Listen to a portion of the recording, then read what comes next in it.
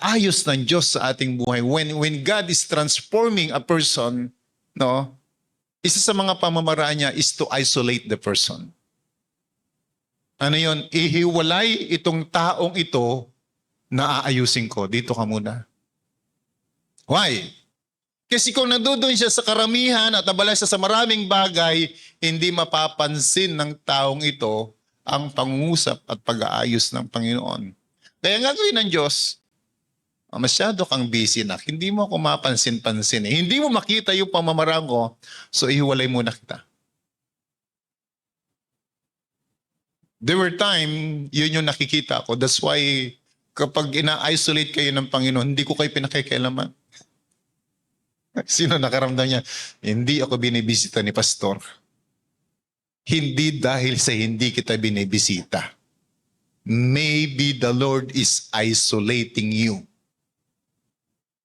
para ang Diyos ang makita mo at marinig mo. Para makaintindi tayo doon sa sirkumstansyang ito at makita natin ang Diyos lang ang pwede kong lapitan. Pakinggan. At wala nang ibang solusyon at paraan dahil ang Diyos lang. This is me. And that is my understanding.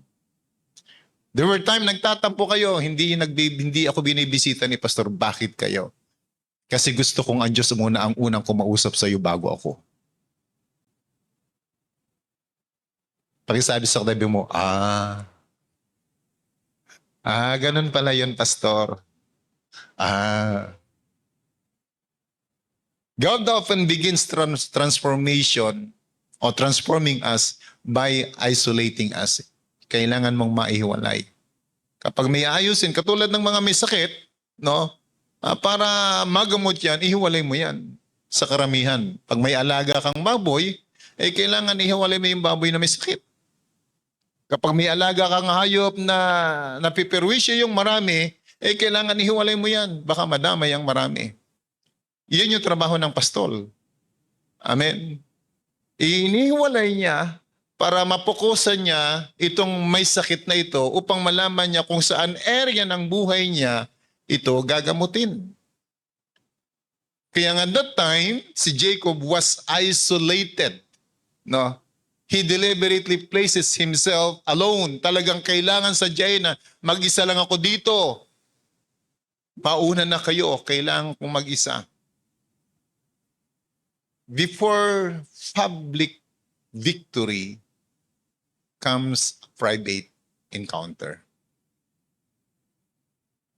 Mga kapatid, bago yung tanggumpay na hinahanap mo, kailangan mo nang masumpungang mag-isa ang Diyos. Ikaw lang, walang kasama.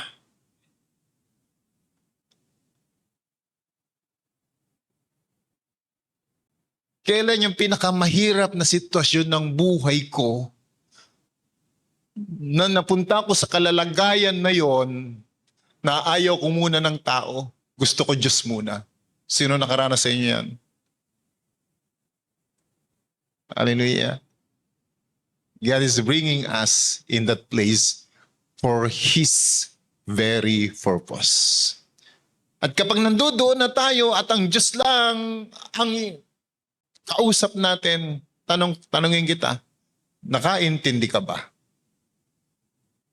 Naiintindihan mo ba yung layunin ng Panginoon, yung pangungusap ng Diyos, yung mensahe ng Diyos, at kung paano ka pinapakilos ng Panginoon? Nakaunawa ba tayo? O kung gusto ba natin ng part 2?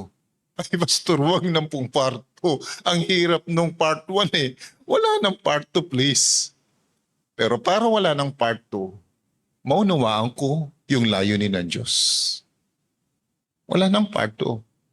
Dire-diretso na. Amen. Kay Jacob, wala ng part 2. Yung ganyang kalalagayan. Revival often starts when God removes our supports. Yung wala kang ibang aasahan, kundi ang Diyos lang. Yung wala kang ibang pagtitiwalaan, kundi ang Diyos lang. Bakit mag-isa ka lang at ang Diyos wala kang ibang tatawagin.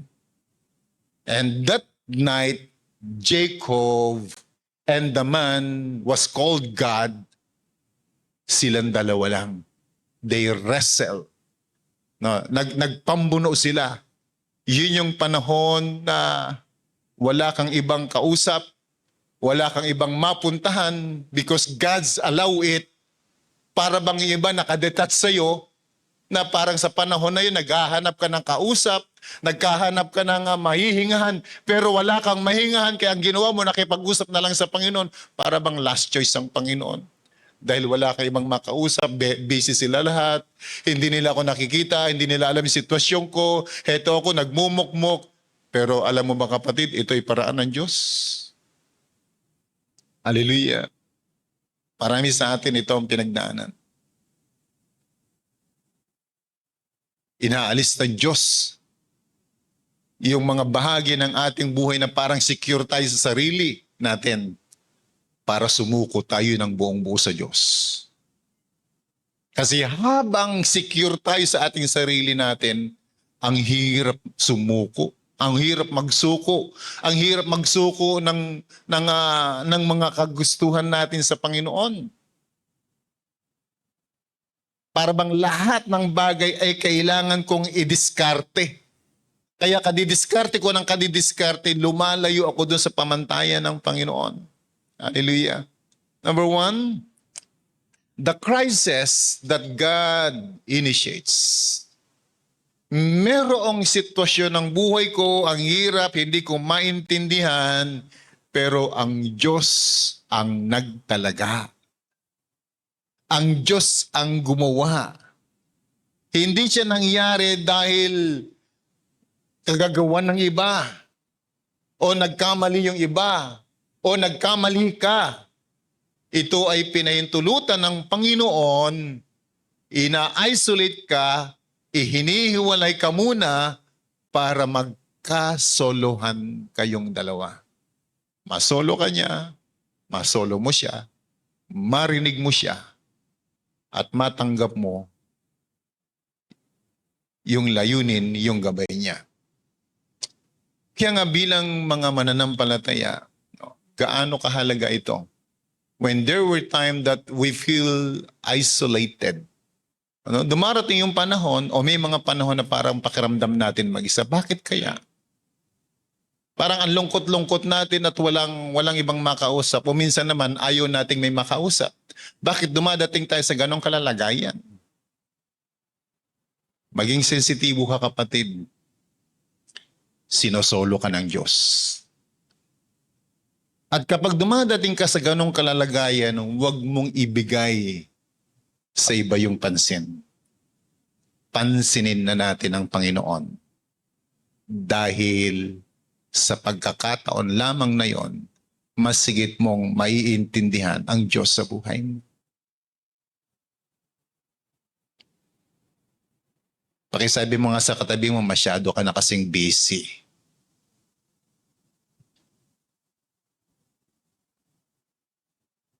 Ikaw ba, pastor? Ay, grabe. Busy ka rin. Ay, grabe pong pagka-busy. Alam nyo, nung last uwi namin ng Bicol, doon ko na malayan na ang dami palang pinagagawa pa. Alam niyo yun? That Sunday, bago yung mga days na yon, Monday sa 3rd District, Wednesday, mga dugtong-dugtong yun eh. Pagdating nung Tuesday pala, 3rd District. And then Monday ay Ligaw Interchurch Fellowship. Sunday morning sa church natin. Sunday afternoon, makita kami doon sa Uma-Uma. Isang komunidad yun na maraming tao. Meron church doon. Nag-conduct po tayo ng seminar at was attended by 50 person with ilang mga pastor. At habang pauwi na kami dito, nagbubulay-bulay kami ni Pastora. Sabi ko, buti na lang may andyan na yung mga manggagawa ng simbahan, mga leader, na kahit wala tayo dito sa mga local churches na yan, ay hindi napapabayaan. No? Kaya nagagawa natin yung pinagagawa. Ganun yung pagbubulay-bulay namin. And then maya-maya, nag-message si Raul. Sabi niya, Daddy, share siya ng mga plan nila sa worship team, yung gagalawan nila sa congregation, no, yung pagpunta nila, pinuntahan na ba yung iba sa inyo? Nag-create sila ng isang Bible study sa mga ilang critical family. Critical family. Yung mga pamilya na may pinagdadaanan, sabi ko siya kanya, Kuya, this is our direction. No, yung ginagalawan nyo ngayon, at yung ginagalawan namin ni Mami, is God's direction.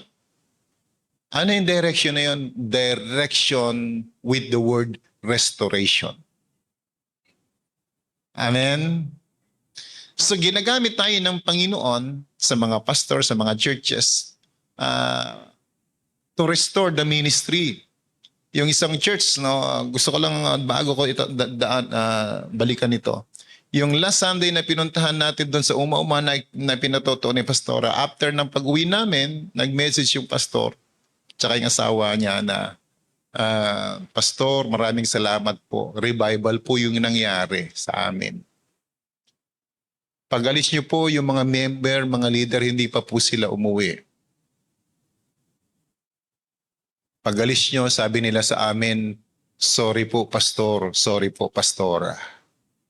Naghingian ng sorry yung mga leaders at mga workers nila dahil hindi nila alam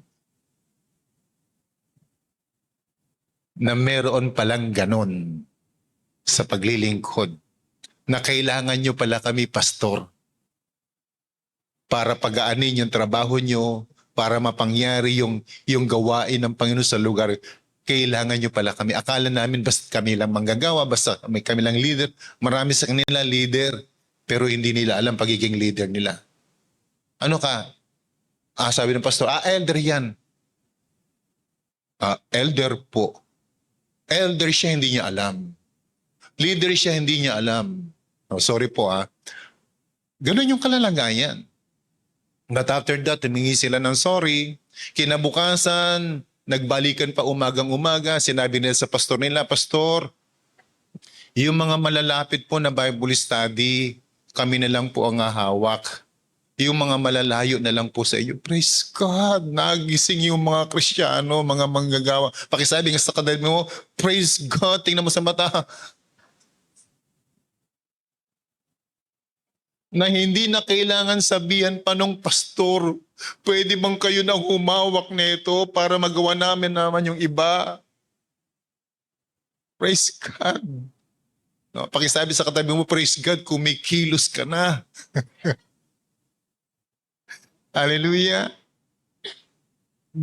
Pero, ang question is, kailan ko maiintindihan na ito yung tamang kilos ko? Ito yung tamang galaw ko kung ang nakikita ko lang yung sakit ng damdamin ko, yung kasalukuyan kong sitwasyon, yung pinagdadaanan ko. If I becoming a self-centered person, and how can I see those things around me? Kung ang sarili ko lang ang tinitingnan ko, paano ko makikita yung mga bagay na nakapaligid sa akin? Sabi ng mga leader ng church na yon, Pastor, kailan po kayo babalik dito? Hindi pa nga kami nakakalis, ang usapin, kailan kami babalik? And that is a commitment na. Na pag-uwi kami ng Bicol, eto na siya, 3rd District, Ligaw Interchurch Fellowship. Maliban dun sa ating local churches na nandoon, na sa last Sunday of the February, mag-uumpisa na ang panambahan sa UWAS. Panganganak na po. Matagal nang pinaglilihi yun. Matagal nang pinagbubuntis. Sa huling linggo ng Pebrero, ipanganganak na siya. Are you excited?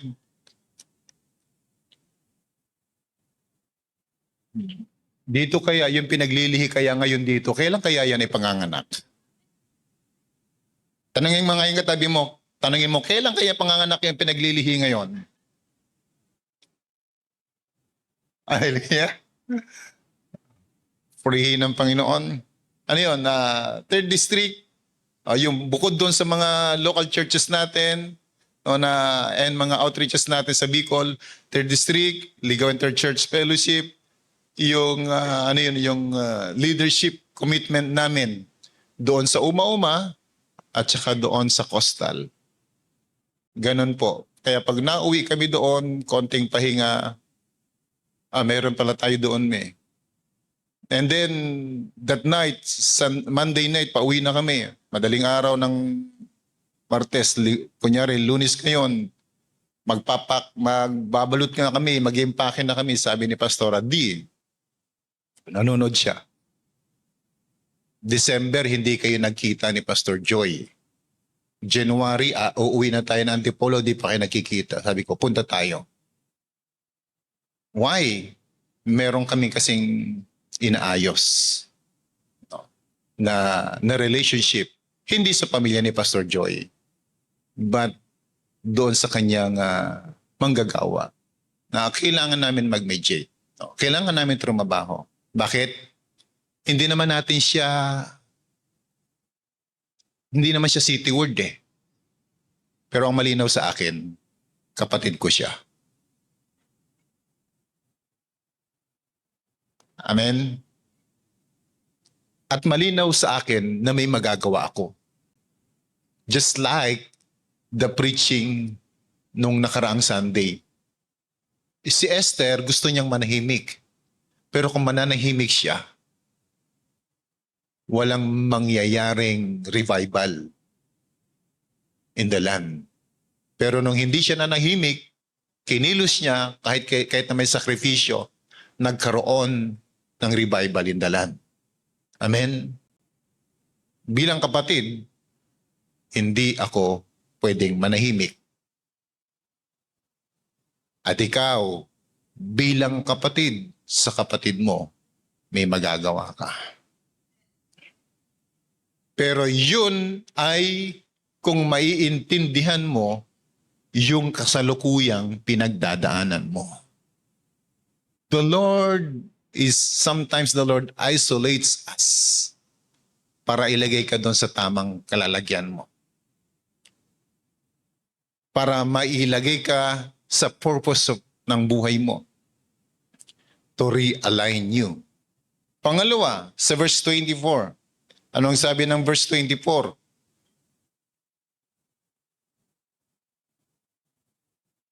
So Jacob was left alone, and a man wrestled with him till daybreak. Anong meron dito? Nung maiwan siya mag-isa, doon lamang dumating yung pakikipagbuno sa isang tinawag na lalaki hanggang mag-uumaga. Kailan? Nung mag-isa siya. Parang sa'yo, habang kasama mo ang karamihan, pinapakita mong okay ka. Pero habang mag-isa ka, basag na basag ka. Nag-i-struggle ka, nai-stress ka, and sometimes, kapag hindi naiwasan, nako-confuse ka. You are wrestling. Nakikipagbuno ka saan? Sa kapangyarihan ng Diyos, sa Espiritu ng Diyos. Dahil sa panahon na yan, ang Panginoon kinakausap ka. Pero dahil minsan meron kang gustong mangyari, ang ipinipilit mo sa Diyos yung gusto mong mangyari. Kaya hindi natatapos yung pakikipagbuno. Bakit kasi ang ipinipilit natin sa Panginoon ay yung mga bagay na ginugusto natin at nauunawaan natin, kaya hindi tayo bumibitaw sa Panginoon. Bakit hindi pa pinangyayari ng Panginoon? Yung gusto ko, how about yung gusto ng Diyos? And what is this? The conflict that reveals the heart. Ano yun?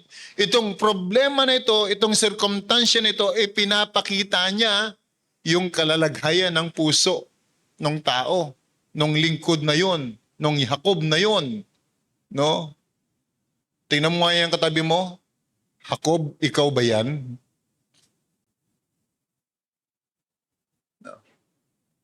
We have our own struggles. And those struggles and conflicts, inililitaw yung kalalagayan ng puso natin.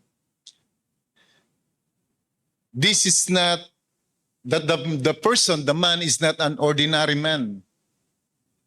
Yung pakikipagbuno na yon ni Jacob, no, ay nagpapakita ng matagal niya ng issue sa buhay, a lifelong struggle.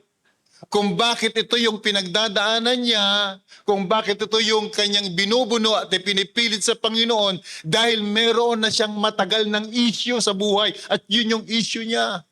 Ano yung issue niya? Mula pa sa kapanganakan, may issue na siya. Ano yun? Inagawan siya ng birthright. Di ba kaya nung lumabas siya, hawak-hawak niya yung sakong ng kuya niya ni Esau akin niyang pagkapanganay. Nung lumaki na siya, ang paborito ng tatay niya, yung kuya niya. Samantalang siya taong bahay, kaya paborito siya ng nanay niya, may issue. Maging sa pagbibigay ng blessing, hindi sa kanya, sa kuya niya. Kailangan niya pang mandaya para may bigay sa kanya ang blessing. Ano yun? O may pagtatangka ng buhay, kailangan niya lumayo.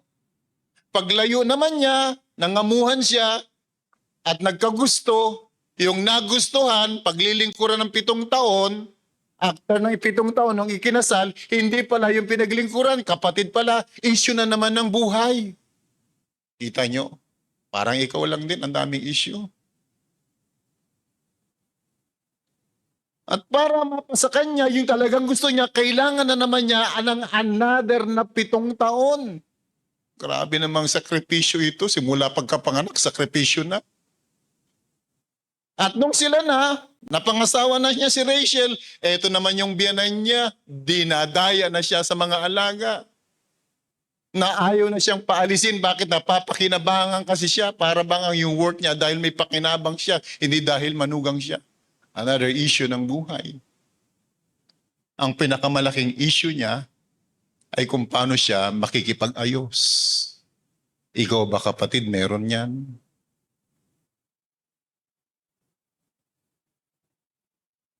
Saan? Doon sa kuya niya. Sino yung kuya niya? Si Esau. Bakit kailangan niya makipag-ayos? Inagawan niya ng kinabukasan si Esau dahil napunta sa kanya yung blessing.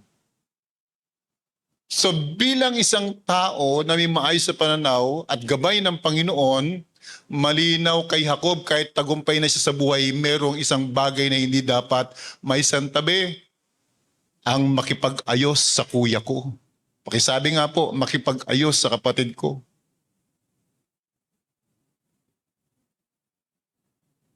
Para makompleto ang buhay ko. Hello? Tagumpay na, pero may kulang pa. Kapatid, ano pa ang kulang sa'yo? Pero yung layunin na yon, yung pinagagawa sa kanya na yun, Diyos na yon, ay hindi madaling bagay. It's a life-threatening. Hindi niya alam pagharap niya kay Esau kung papatayin ba siya o hindi. Yun yung problema niya. Kaya that night, yung struggle niya, yung pag-wrestle niya is a wrestle of a lifelong struggle. Matagal na yan. Kung bakit kaganyan ngayon, kasi matagal ng issue yan na kailangang maisuko na. Isuko na natin. You struggled, isuko na natin. I am struggling, isusuko ko na to. You are struggling, isusuko mo na yan. We are all struggling, isuko na natin yan. Para makagalaw tayo ng maayos sa landas na gagalawan natin. Doon sa direction ng Panginoon, not in our own direction. Amen. The conflict that reveals the heart. Ipinapakita ng mga sitwasyon, yung totoong kalalagayan ng puso. Tulad na sinabi, kanino siya may struggle, kanino siya may issue? With Esau, with Laban, with life, ultimately with God. Why ultimately with God? Para bang naging unfair sa kanyang Panginoon? Kaya anong ginawa niya? Hindi kita bibitawan. Para bang pakiramdam niya, hindi pa siya blessed? Hello? Pakiramdam niya, hindi pa siya blessed. Ang dami niya nang umalis siya sa poder ng nanay niya, ng tatay niya na wala. Pero babalik siyang milyonaryo. Yung kalalagayan ni Jacob is sa panahon natin, milyonaryo. Maraming alipin, maraming anak. May 12 anak siya. Ang dami niyang hayupan. Kalalagayan ng isang milyonaryo. He was schemed, manipulated, and controlled. Ano yon? Parang tayo. No? Maraming beses nang naloko. May mga panahon na yung buhay natin manipulated by other people and was controlled by the circumstances. Pero sa panahong ito, no, ang Diyos naman ang tumatrabaho sa atin. Tandaan nyo kapatid, hindi natin kayang tagalan ng Panginoon habang nakasandig tayo sa ating sariling kagustuhan. Habang nakasandig si Kristiyano sa sarili niyang kagustuhan, hindi ka tatagal sa Diyos. Kasi kapag inilagay mo ng buong buo ang sarili mo sa Diyos, Diyos ang masusunod, hindi ikaw. Amen? Diyos ang masusunod, hindi tayo. Kapag inilalagay natin ang sarili natin ng buong buo sa Panginoon. Nasasaktan ako. O maybe nasaktan ako. Paano ako gagalaw sa panahon na nasasaktan ako? O I was being offended. Or I was being wrong. May mga taong nakagawa sa akin ng mali. Paano ako mag-iisip? Paano ako kikilos? Paano ako gagalaw? Paano ako magpapaka-Kristyano? Mahirap. Tama? Ang hirap. Lalo na kung ako ay gumagalaw lang sa aking sariling kagustuhan. We cannot prevail with God while clinging to self-control. We cannot. Again, we cannot prevail with God while clinging to self-control. Hindi ka tatagal. Kung ang gusto mong magpatakbo sa sarili mo, sa buhay mo ay ang sarili mo. Hindi ka tatagal. Sa araw, mamamalayan mo yung sarili mo, wala na sa Panginoon. Bakit? Kasi ikaw nga ang nagkokontrol ng sarili mo, hindi ang Diyos. Pero pag ang Diyos, may mga pamamaraan ng Diyos na hindi mo naiintindihan, pero kailangan natin gumalaw, kumilos at gumalaw.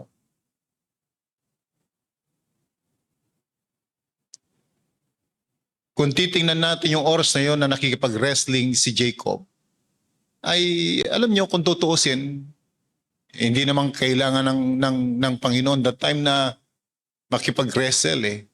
Alam niyo yun, makipagbuno ng ganong katagal. Sa tingin nyo, hindi kaya ng Diyos si Jacob? Baka hindi pa nakakalakip si Jacob sa kanya ay natumba na siya kung gugustuhin ng Panginoon.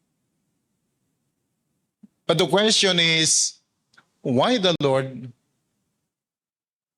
allows Jacob to do that?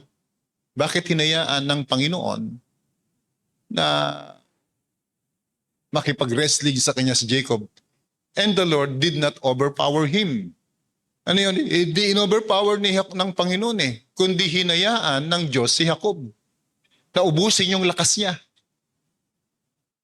At habang inuubos ni Jacob yung lakas niya, at para bang si Jacob ay hindi na mapigilan na pangyarihin yung gusto niya at hindi na ayon doon sa ibinibigay na lakas ng Panginoon na Jacob can tolerate ang ginawa ng Panginoon.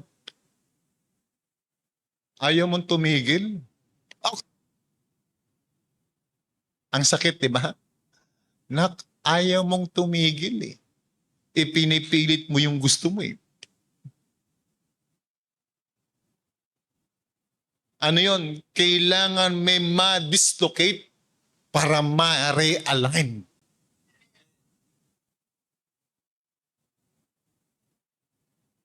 Kasi ito yung gusto ko.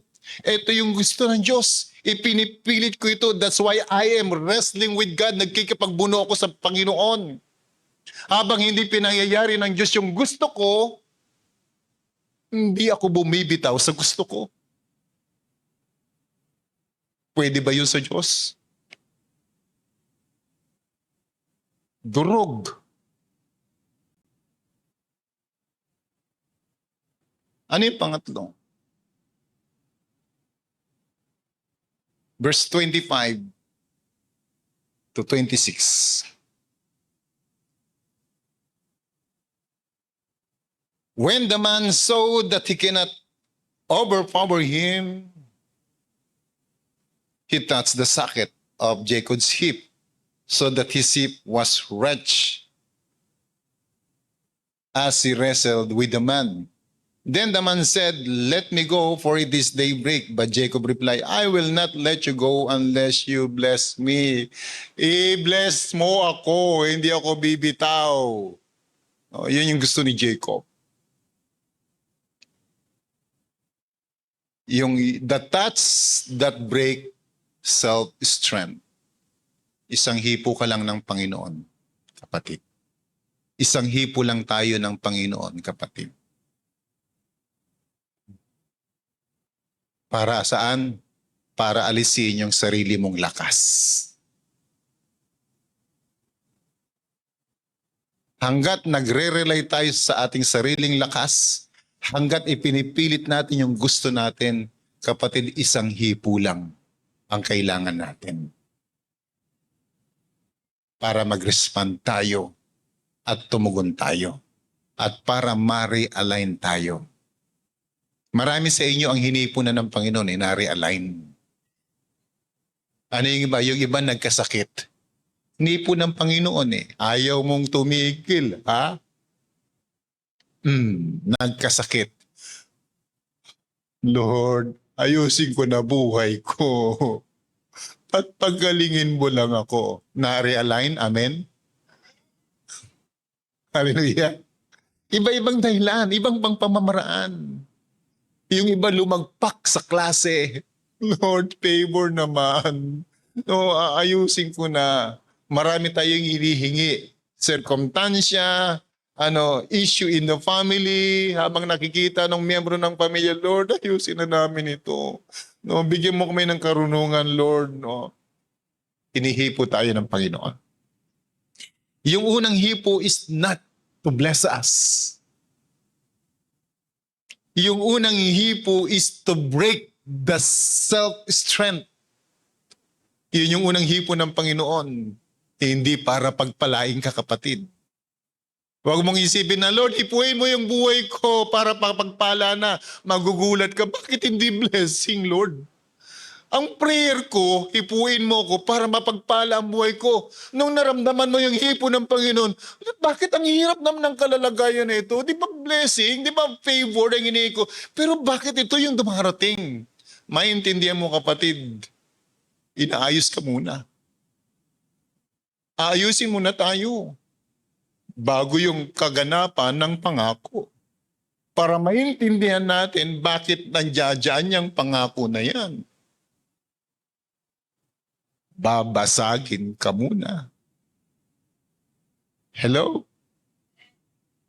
Binabasag tayo ng Panginoon. At habang binabasag ka, makaintindi ka. At habang binabasag ka, huwag kang bibitaw, binabasag ka ng Panginoon. Nung hinipo ng Panginoon yung hip ni Jacob, consistent siya na may tatanggapin siya sa Panginoon, hindi siya bumibitaw. Habang binabasag tayo ng Panginoon, huwag kang bibitaw. Baka pagbitaw mo, umatras ka na. Lumayo ka na at matakot ka na. Huwag kang bibitaw. Dahil ang kasunod ng pagkabasag ay pabor ng buhay. Hallelujah. Pangatlo, the thoughts that break self-control. Isang hipo lang. This Jacob was disabled permanently. Permanently ba? Kaya pag tiningnan natin, itong Jacob na ito, after that night, siya yung Jacob na pilay. Hindi siya naging normal ng tao. Pagka inalis nyo, nung pagkatapos ng verse na yan, umalis si Jacob na kikiang-kiang na eh. No? Kiang-kiang na siya. O, mamaya sa dulo yung makikita nyo. Bakit bewang? Bakit bewang? Sino mga binaybewang dito at kapag binaybewang kaya pang magbuhat?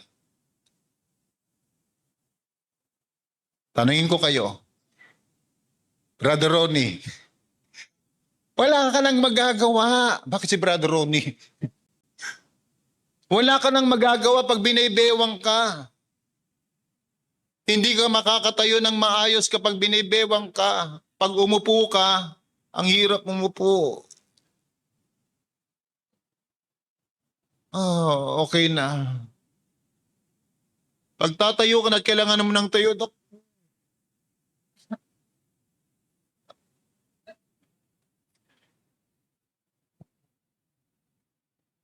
Amen? Alam na alam ko yun. Ilang beses akong nagkaganyan. Na kailangan kong dumapa, kailangan iangat ipastora ko para makatayo. Saan ang problema ko? Sa bewang. Dahil dito nakasalalay ang buong lakas ng tao. Bakit sa bewang, hinipo at dinurog ng Panginoon? Dahil nandoon yung buong lakas ni Jacob. Binabasag tayo ng Panginoon. Saan? Sa sarili nating lakas.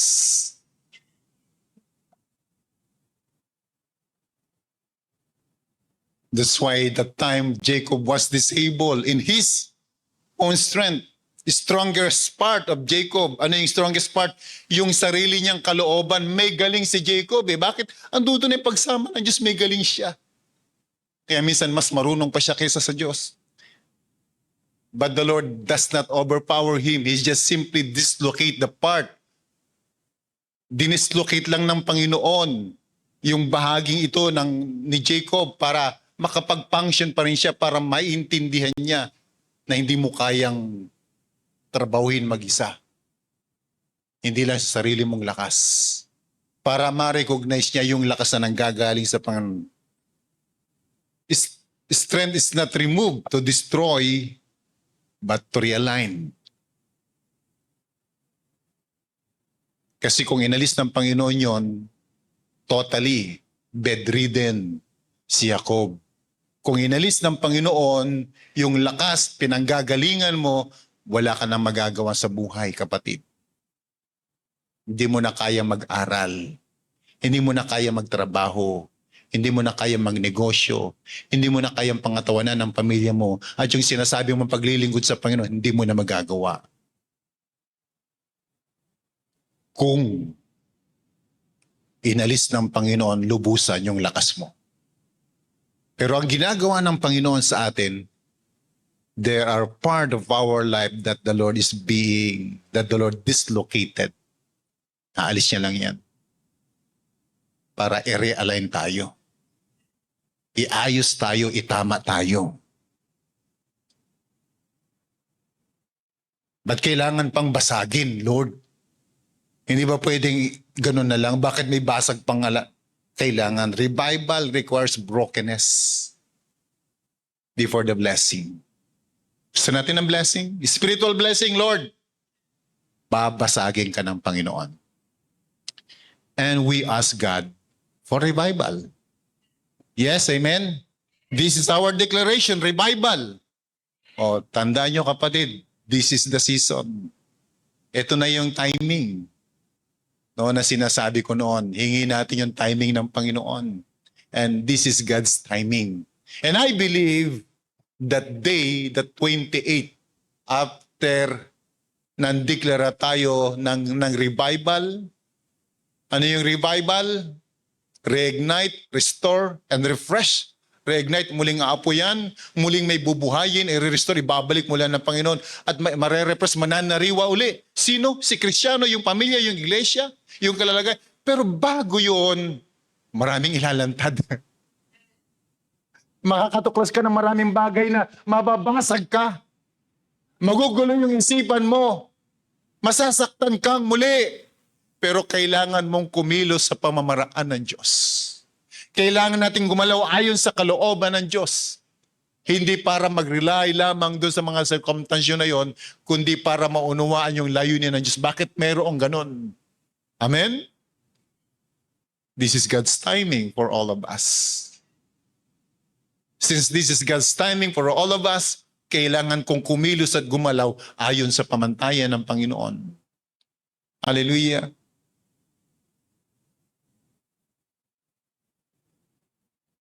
Kaya kapag hinihipo tayo ng Panginoon, inaalis lang tayo ng Diyos sa pananangan sa ating sarili.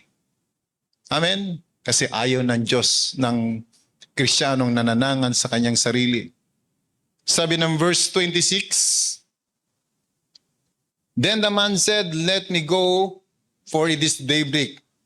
Pero ito yung pangalawa sa verse 26. But Jacob replied, I will not let you go unless you bless me. Hindi kita bibitawan. Bakit ganun yung interpretation natin? Ikaw ba naman basagin yung bewang mo? Bagay ng bewang mo, durog? Paano ka magre-react sa Panginoon yun, sa tao? Di ba? Ano yung facial expression? Paano nagsasalita ang isang taong nasasaktan? Masaya ba siyang nagsasalita? Yung iba, halos walang boses. Yung iba, buong lakas ng pag-iyak. Habang sinasabi nila yung mga bagay na nararamdaman nila, maraming pamamaraan to express ourselves when we get wrong, when we are hurting. Ang daming expression. Yung iba talaga dinadaan sa iyak. Yung iba sinisigaw nila. But this time, Jacob is like that. Sabi niya, hindi kita bibitawan hanggat di mo ko pinagpapala.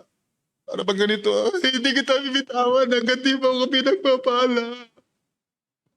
Hirap na sa kalalagayan. Asasaktan na ang kalooban. Pero hindi niya binibitawan ang Panginoon dahil alam niyang that time, that season, may gagawin ng Diyos sa kanya. Sabi mo sa tabi mo, hindi tayo bibitaw.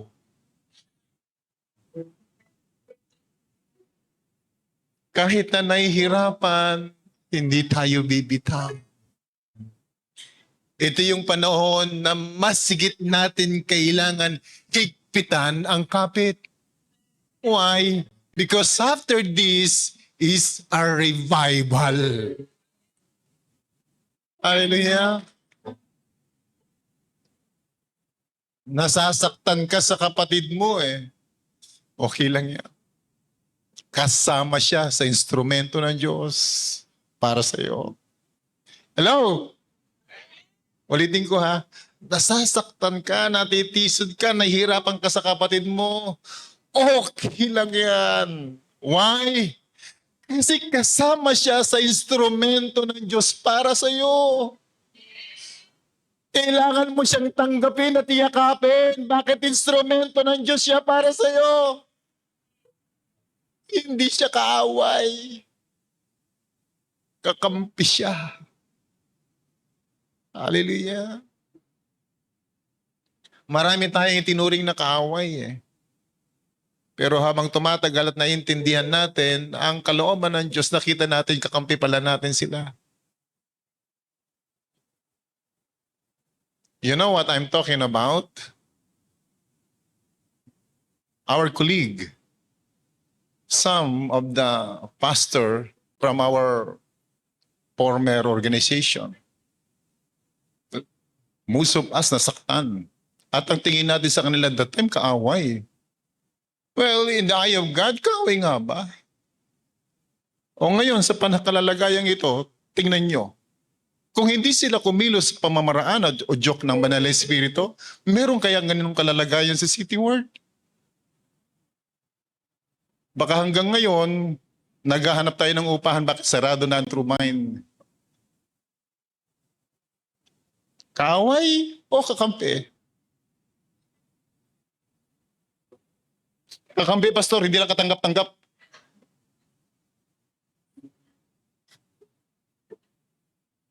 Kakampi, pastor, nakakainis lang talaga. Kakampi, pastor, nakakatisod lang. Kakampi, ganun ang turing mo, ganun ang tanggap mo, ganun ang pananaw mo. Paano naging kakampi yun? Ang kakampi, minamahal. Kahit na nagkakamali.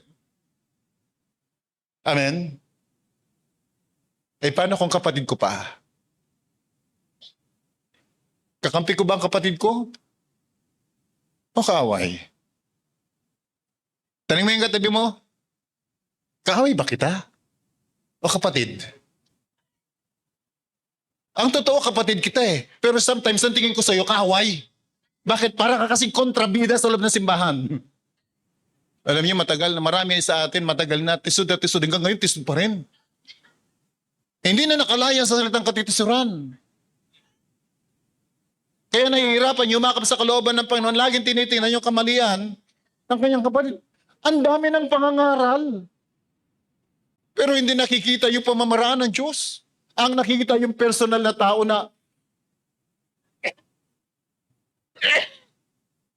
pag nakikita niya yung muka, parang gusto niya na ikatisod, wala pang ginagawa. Mukha pa lang, sapat na para ikatisod. Grabe yung puwersa, no? Grabe yung anointing. Mukha pa lang, isod na. Grabe yung anointing ng tao na yan. Dahil ba sa kanya o dahil sa kalalagayan ng puso ko? Hello mga kapatid. Dahil ba sa kanya o dahil sa kalalagayan ng puso ko?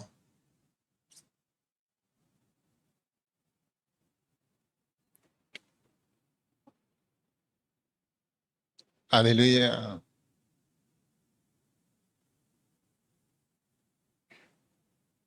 The time nung si Jacob ay nagsasalita na hindi kita bibitawan, hanggang di mo ko pinagpapala, hindi na siya nakikipagbuno nun. Hindi na siya nakikipagbuno. After niyang mahipo, nawala ang lakas, hinigpitan niya na lang ang yakap niya. The time, Jacob is not in the mode of wrestling. Because the time, Jacob is in the mode of clinging. Bago hipuin ang kanyang bewang, nakikipagbuno siya, nakikipag-wrestling siya. Pero nang hinipo ng Panginoon na wala ng lakas, yumakap na lang siya. Hindi kita bibitawan. Bakit? Yun na lang ang tanging paraan niya. The time is just simply clinging, nakayakap na lang, nagmamakaawa na lang. Hindi na nakikipagbuno, nagmamakaawa. Hello? Hindi na nakikipagbuno, nagmamakaawa na lang sa Panginoon to favor His life. Lord, ang hirap. I'm struggling, Lord. Lord, kahabagan mo ako. Restore mo ako, Lord. Bless my life, Lord. Use me, Lord. Use me. Bless me. It's not the season to wrestle with God. Because this season is season of clinging before God. Amen. It is our time. It is His time for all of us, this church, and our family to get revived. Mga kapatid, the declaration of revive will start in your family. unti-unting huhugutin ang bawat membro ng pamilya niyong hindi nagre-respond sa Panginoon. And gradually, they will respond. Pero ikaw na nauuna, maintindihan mo, ikaw ang ilaw ng tahanan mo. Tama ng pagtakas. Tama ng pagdadahilan sa Diyos. Sumunod na tayo sa Panginoon. Yumakap na tayo sa Panginoon. Huwag na tayo makipagbuno. Dadalo yan sa buong pamilya. Dahil yung espiritu mo hindi na nakikipagbuno sa Diyos, kundi nakayakap na sa Panginoon, dadalo yung espiritu mo sa buong pamilya mo, hindi na rin sila makikipagbuno. Darating ang time, yayakap na rin sila sa Panginoon. Hallelujah. Bakit mayroong pamilya na gano'n ang kalalagayan? They struggle. Yung pamilya niya na sinasabi niyang dadalhin sa Panginoon, struggle. Why? Dahil yung dapat umiilaw at nag-iimpluwensya ay nakikipagbuno pa rin. Hindi pa rin sinusuko ng buong yung buhay niya. Kaya yung espiritong nasa kanya, bumababa lang sa buong pamilya niya.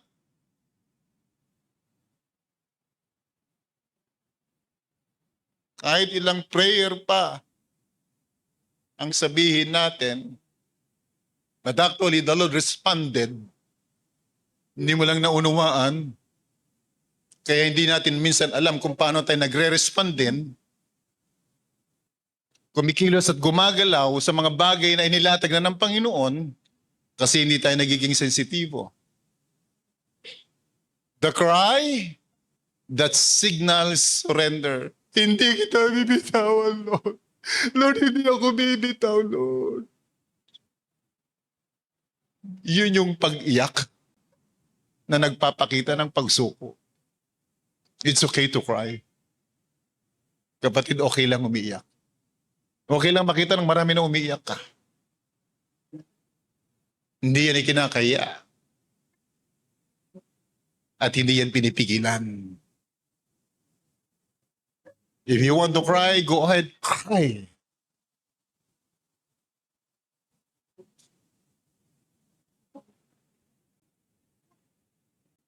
Nung last Sunday sa Bicol, praise and worship, hindi ko mapigilan yung sarili ko na, alam yun, umiyak sa katuwaan sa Panginoon. Kamayan na, tulo pa rin ng tulo yung luha ko. No, nagtataka yung mga leaders, tataka sila nga, bakit si Pastor umiyak? No. Sabi ko, isipin nyo, ito yung nararamdaman ko ngayon. Hindi ko kayang pigilin yung kagalakan na dala-dala ng banal na espiritu.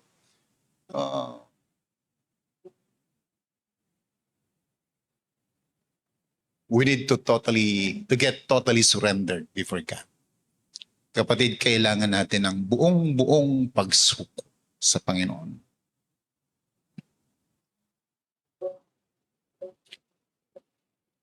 This time, habang nakakling si Jacob's finally want God, not just the favor and blessing.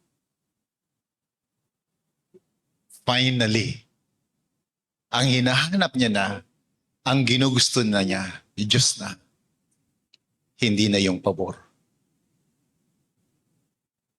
But before the touch, gusto niya kasi favor kaya nakikipagbuno siya. But after the touch, kayakap na lang siya at nagmamakawa sa Panginoon.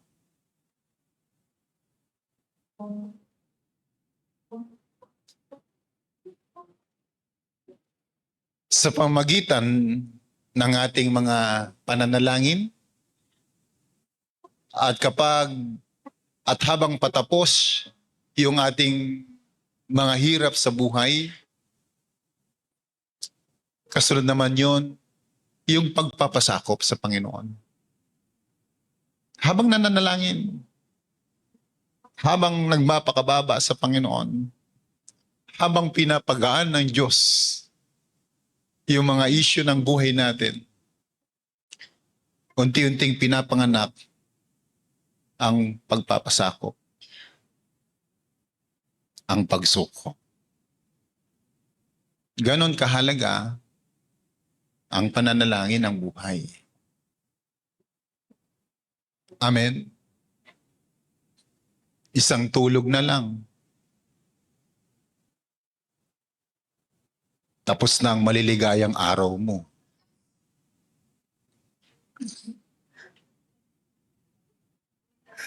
Hallelujah. Actually, hindi ka naman magpa-fasting. Literally by food. Kasi kakain ka pa rin naman. May itatama lang sa ating pangangatwiran. May itatama lang sa ating pananaw.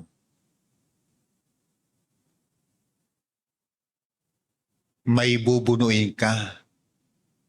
21 days kang makikipag-wrestling. Saan? Sa iyong cravings. And after that, kapatid, makikita mo yung pakinabang physically and spiritually. Why? Because you will submit in the process of discipline. Amen? Sabi mo sa katabi mo, maging honest ka lang. Maging honest ka lang. Yung mga tiyan nyo na yan, mababawasan yan. Yung mga cloud sa utak natin, mababawasan yung mga cloud na yan, makakakita tayo ng maayos-ayos. Gagaan ang pakiramdam. After 21 days ay masarap palang bumangon ng maagang maaga para sa Panginoon. No? Hindi yung patampata ka. Because we ask the Lord for revival, ang unang ayusin natin ay ang ating katawan. Amen? May gabay naman po doon. During 21 days, habang kinakain mo yung tama na pagkain, at habang nag-i-struggle kayo sa iyong cravings, samahan mo ng panalangin. Amen. Nag-struggle ka. Dapat kasi milk tea ito eh. Tubig lang tuloy ngayon. Dapat kasi soft drinks ito eh. Dapat kasi manok na pinirito ito eh. Isda lang, gulay lang tuloy ngayon. Yung isda, may kaliskis pa. Hindi nga ako kumakain ng isda eh. Eh di maggulay ka. Hello? Eh, hindi nga ako kumakain ng isda eh. Anong gulay eh. Eh, di mag-fasting ka. Mamili ka. Kakain ka o hindi?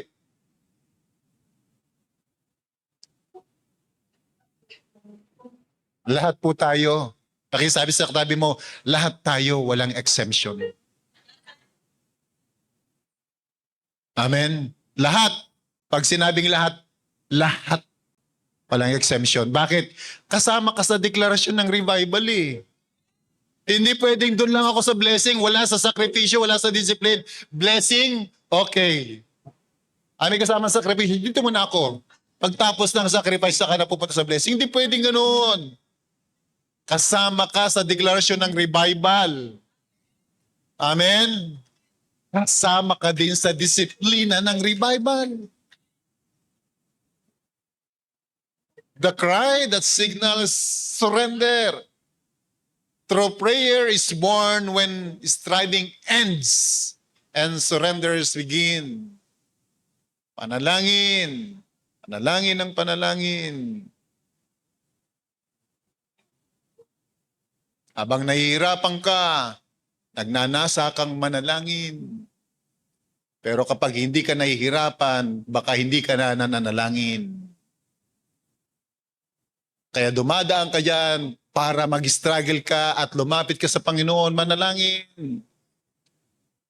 At habang nananalangin, ipinapanganak ang pagsuko sa Panginoon. Kasi natututo ng makipag-usap sa Diyos. Verse 27, panglima. Then the man asked him, "What is your name?" Jacob answered. Sabi ng lalaki, "Ano ba ang pangalan mo?" Jacob po. Jacob was very honest about himself. Sino ka ba? Ako po si Roland. Behind that name is a man with a different characteristic. Pag sinabi mong Roland noon, matampuhin, mayabang, mahiya. Meron bang mayabang na mahiyain? Meron po, ako po yun.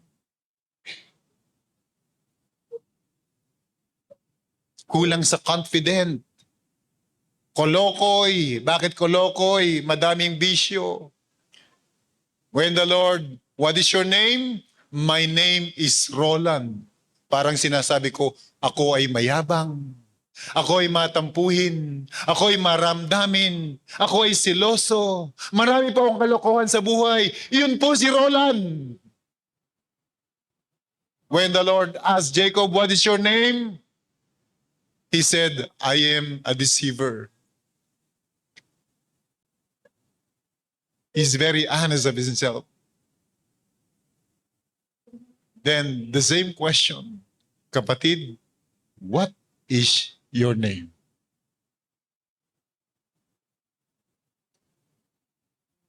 What is your name? What is that name means before God and before the people that surrounds you? Sino si Maret sa pagkakilala ng maraming tao? That the same Maret na ikinoconfess niya, I am Maret. I am Roland.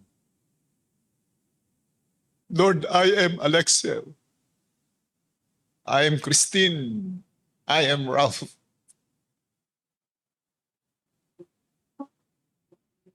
Pwede niyo bang sabihin, I am, then your name? Oh.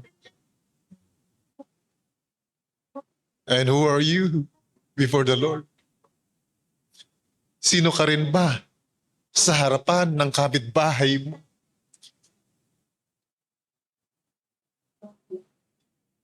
Number 5, that question, the question that exposes identity.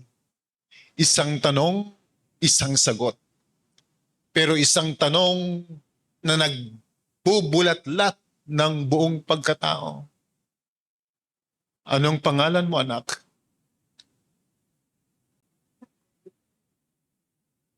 Ulitin ko, anong pangalan mo, anak?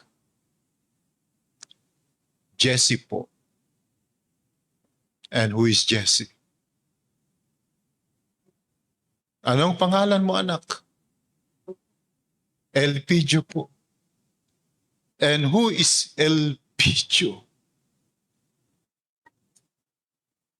Who is Mergelin? Who you are?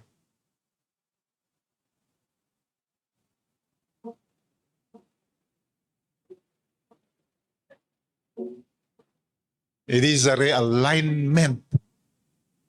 Isang hayagang pag-amin ng ating mga sarili. I am Jacob. I am deceiver. I am supplanter.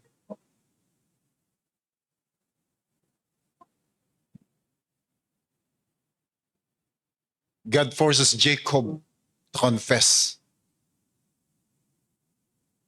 who he truly is.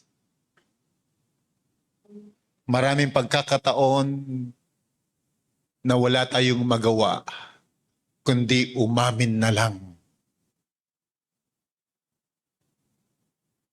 para sa isang panimulang hakbang ng pag-aayos ng Diyos. Hallelujah. And the word revive is not automatically revive. The word revive is a realignment process. Ayusin. But before the realignment is dislocating circumstances. Are you, Lord, realigning me? Yes, I am. Then expect things na parang iindahin mo. But that God's process para sa ating lahat.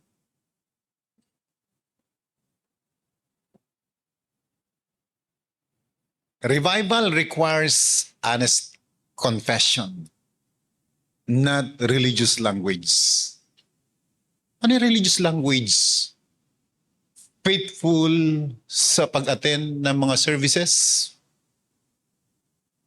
Those are religious language. Kumakanta, sumasayaw.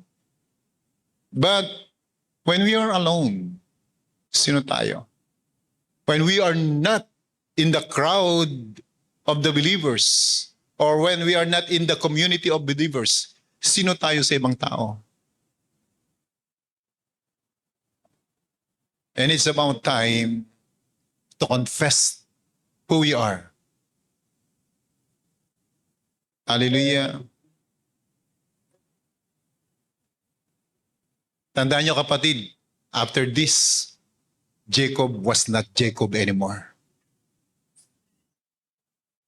He became Israel. Amen? Jacob, after this, Jacob was not Jacob anymore. He became Israel. So ano to? God cannot rename what we are refusing to confess. Hindi ka lalagyan ng bagong pagkatao hanggat itinatago natin ang ating sarili. Hanggat hindi natin nilalatag ang ating sarili at hanggat hindi natin ikinoconfess sa Panginoon, Lord, ito ako, patawad, Lord. Hindi ka lalagyan ng bagong pagkatao. You will not become a spiritual Israel unless we confess and don't refuse to bring who you are before God. Again, God cannot rename. God cannot rename you. If we are going to refuse to confess it before God. Ito po talaga ako, Lord. Nagtatago lang sa sayang ganito. Nagtatago lang po sa imahe na ito. Ito po talaga ako, Lord. And then the Lord will change your name after the confession. Amen. After the humility, after the surrender, muli kang ibabango ng Diyos. Muling ibabalik ng Diyos yung integridad, yung respeto ng marami. When the Lord changed your name. Hallelujah. Oh, praise the Lord. Palakpakan natin ang Panginoon.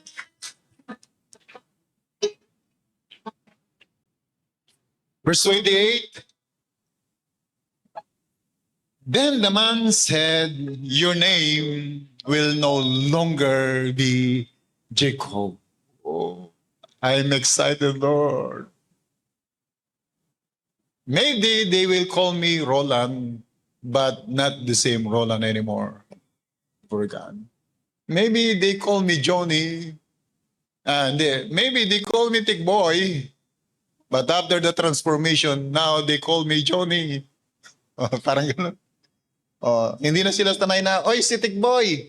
Hindi na, Johnny na ang tawag ngayon. Although yung mga ibang tawag sa kanya, Johnny, pero sa church, Tikboy talaga siya. Pag sinabi mong Tikboy, iba yun eh. No, yung karakteristik ng salitang Tikboy, in a secular, iba yun. Laliman nyo lang ang pagsusuri ninyo. Iba yung impression ng Tikboy. Kaya hindi na ginagamit yung Tikboy kasi Tikboy talaga yun eh. It's Johnny. There is a process of renaming after ng disalignment. After ng dislocation is a realignment. And during the process of realignment is a renaming, rebranding. Nare-rebrand tayo. Amen. Nagkakaroon ng bagong pagkakilala, bagong integridad. Yung mga negosyong nalugi, hindi naman nagbago ng produkto, nagbago lang ng pangalan. BDO is not BDO. before. Mas kilala siya sa Banco de Oro. Yun yung gamit noon. Pero nung inalis yung kabuwang pangalan, ginawang BDO, umangat. Parehas lang naman. It's a mind setting. But before God, ang mind setting is the mind of Christ. Paano ko mag-iisip? Hallelujah.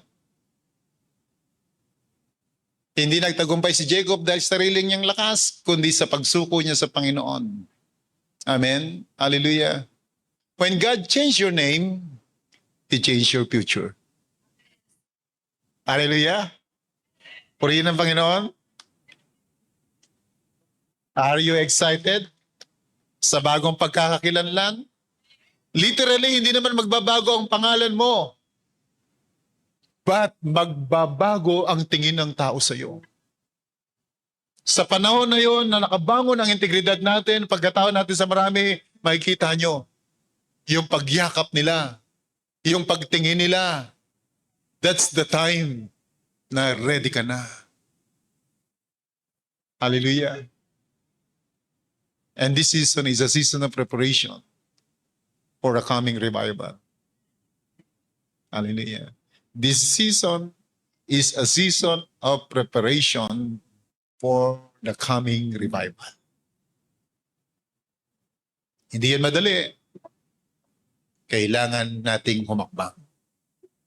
Again, when God changed our name, He changed our future. Kaya nung naging anak ko ng Diyos, kung hindi ako naging anak ng Diyos, baka construction boy o jeepney driver hanggang sa mga panahong ito. Or maybe nasa developing firm as a draftsman. Pero I don't think hindi ko kayang isiguraduhin ang buhay ko maayos. Baka si pastora ay taong bahay kasi nagsara ng pabrika nila. Ganun lang gagalaw ang buhay namin. But after the time that I become a children of God, a man of God, a servant of God, just like you, nagbago yung direction ng buhay ko. Nagbago yung kinabukasan. Napapunta sana sa pagkasira at pagkapahamak ngayon ay maayos buhay na walang hanggan. Katulad ng dinadaanan mo ngayon. Amen. Pakitaping nga yung balikat ng katabi mo. Hallelujah. Again, when God changed your name, He changed your future. 29 to 31, patapos na po tayo. Jacob said, "Please tell me your name." But he replied, "Why do you ask my name?" Then he said, then he blessed him there. So Jacob called the place Peniel, saying, "It is because I saw God face to face, and yet," o alam niya, Diyos yung nakaniig niya eh. Nakita niya, "and yet my life was spared. The sun rose above him, and he passed Peniel, and he was lifting because of his hip." Ano yun? After that, nang encounter niya doon sa lalaki na yon, na sa kalaunan ay persona pala ng Diyos. After that encounter, hindi na siya yung Jacob nung nakaraan. He is Israel na kikiang-kiang. Hindi na siya yung Jacob na mayabang, nagmamalaki, masyadong magaling sa sarili because his life is blessed. But after the change of his name, he became Israel, but a humble one.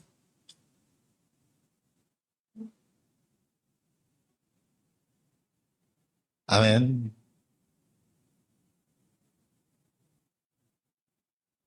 The blessing that comes with Alim. Ano yun? Jacob received the blessing but keeps the name. Pinagpala pero hindi inaalis ng Diyos yung dahilan ng pagpapala. Hindi inalis ng Diyos yung sakit, yung pinagmulan ng sakit. Hindi ipinapalimot, kundi inilalagay ng Diyos yan para manatili ka sa layunin ng Panginoon. Forgiveness, sabi ng iba, forgive and forget. Hindi yun totoo. There is no forgive and forget. Because forgiveness is remembering, not forgetting. Walang taong nakalimot. Walang ganun. Ang isang taong nasasaktan, mas lalong sumasariwa yung pangyayari. Pero dapat malinaw sa kanya ang salitang pagpapatawad.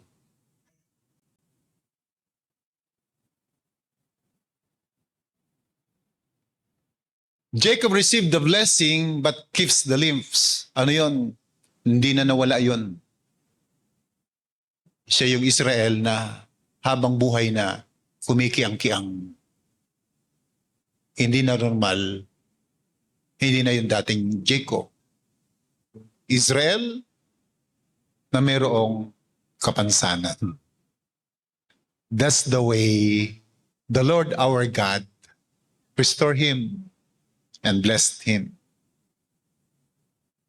The name becomes a reminder of God's dependence. Kaya hindi inaalis ng Diyos yan kasi patuloy kang pinapaalalahanan ng Diyos na manangan sa Kanya. Baka pag inalis ng Diyos yan, makalimutan mo yung pangyayari na yon na ang Panginoon kinilos ka. Hindi aalisin ng Diyos yan. Pero habang nandiyan yan, ang isang sigurado ko, mayroong paglaya sa kalooban. Pero nandiyan siya. Hindi ka naapektado, ang kalooban mo, pero nandiyan siya, alam mong mayroong ganoon.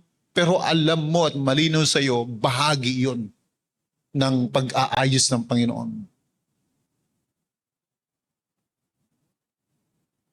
Last one. Verse 32.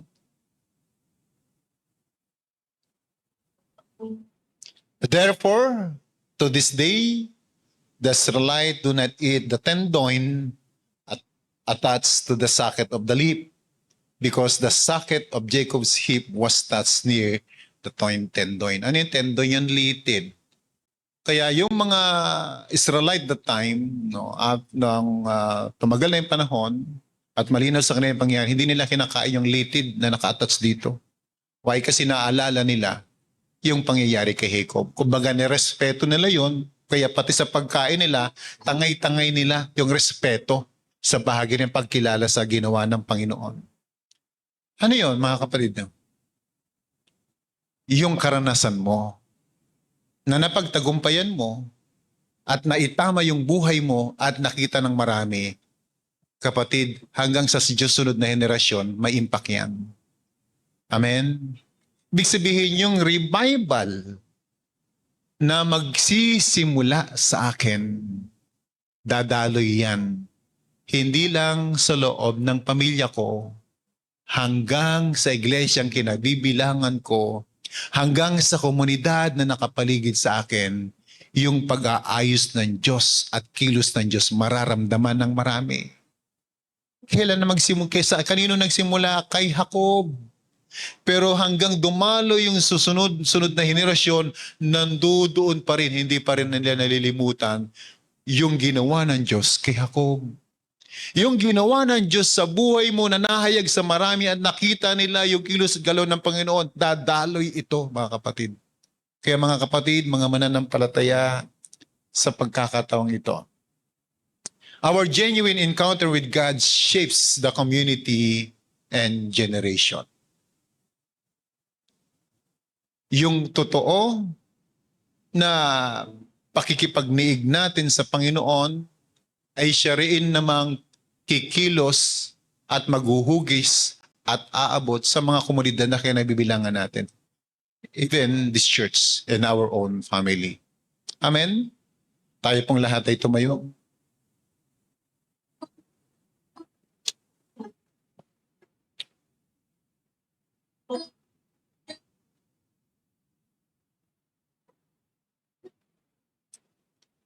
Alam niyo mga kapatid,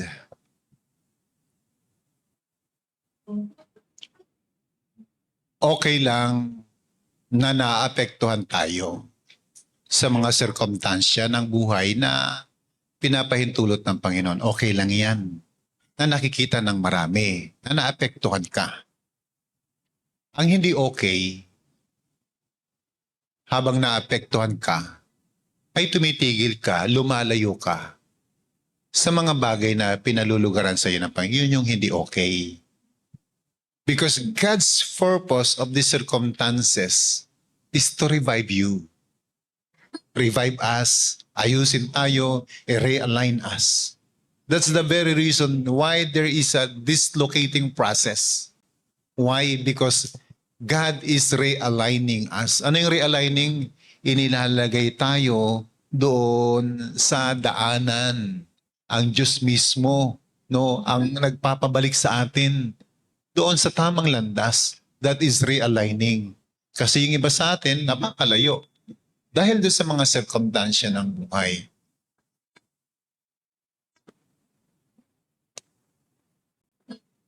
Napakabuti ng ating Panginoon. Amen. Sa lahat ng panahon, sa lahat ng pagkakataon, ang Diyos kailanman. Hindi ka pinabayaan. Hindi ka iniwan.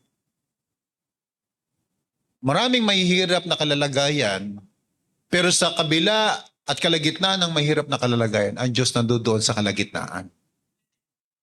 Amen. Hallelujah. Ikaw ay mabuti. Bawat sandali Sa habang buhay ay mananatili. hindi o May hukuli maging sariling gabi sa digang matibay ang iyong pangako. lakas at pag-asa ng Aking puso hindi na mabigla ang pagkakataon. Pag-usay ng katapat sa dalamhati at sa kabigo sa puso na sugat sa pagsubok na iyong pinagin. Salamat, Panginoon. salamat. Oh, hallelujah. Hallelujah. Hallelujah.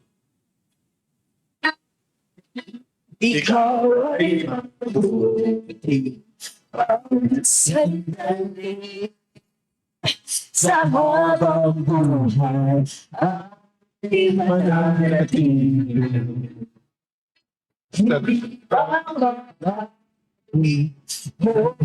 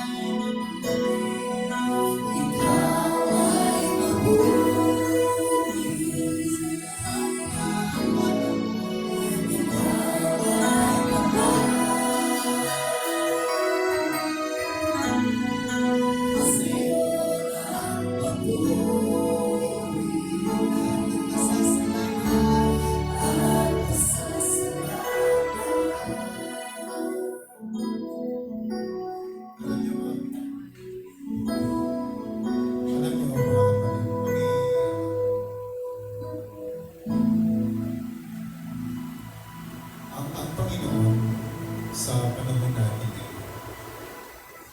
may pinapagalawan sa ating iglesia.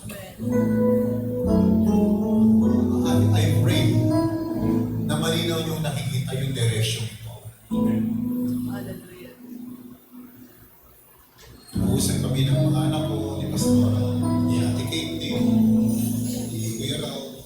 Yung last na pag-usap namin ni Kuya Raul, meron siyang nilatag na pamagdana. At magbigay siya ng mga panalangin at dinig na nilalagay sa kanya ng Panginoon. At ito na yung sinabi ko habang nagtatrabaho sa akin.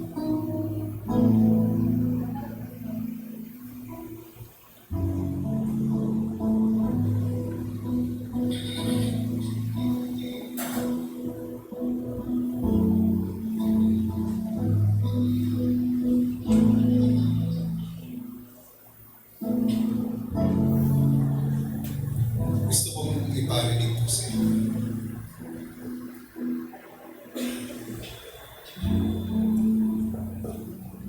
You, Pastor, and your wife, yung pamilya namin, tsaka yung mga tao na makinig sa atin, naniniwala sa suporta, kaya sinabi ay kasihan at kapabriyan karanas na rin. Go ahead, kuya, go ahead. Yan ang direction talaga natin. Support kami ni Mami dyan.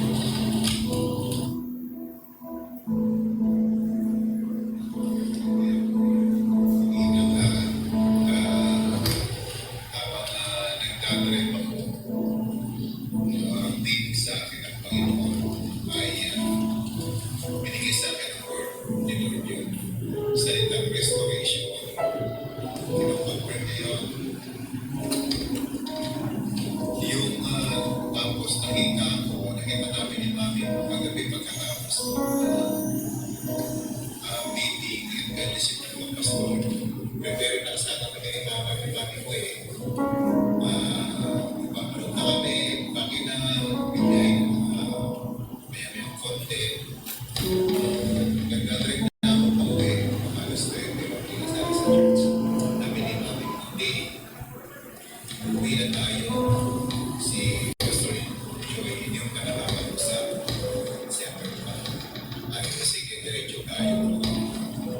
Find out, kuya, yung conviction ng Lord na yun. Natutuon na kami. Nag-open up si Pastor Joey. Talagang mabigat yung pinagdadaanan niya. Grabe, sugatan siya sa mga nangyayari.